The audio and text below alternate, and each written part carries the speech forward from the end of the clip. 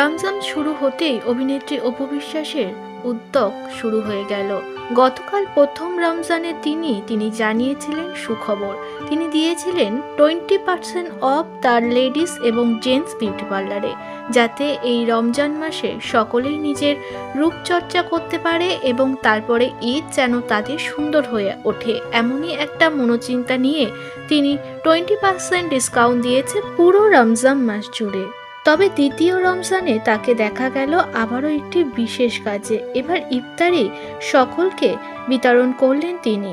অনেক গরিব মানুষ আছে যারা ঠিক করে ইফতার করতে পারেন না। অভিনেত্রী অপু বিশ্বাস দাঁড়ালেন তাদের পাশে। নিজের সাধ্যমতো চেষ্টায় এবার অনেক বাচ্চাদেরকে তিনি ইফতারি দিলেন এবং যে ভিডিও শেয়ার করে নিয়েছে নিজেই সোশ্যাল মিডিয়াতে। অভিনেত্রীর এমন উদ্যোগে প্রশংসায় পঞ্চমুখ অনেক দর্শকই।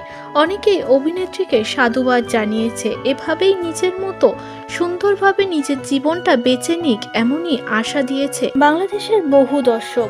জয়কে নিয়ে সুন্দরভাবে এবার ঈদে সেজে উঠুক অপু বিশ্বাস, এমনটাই চায় তার কাছের মানুষেরা।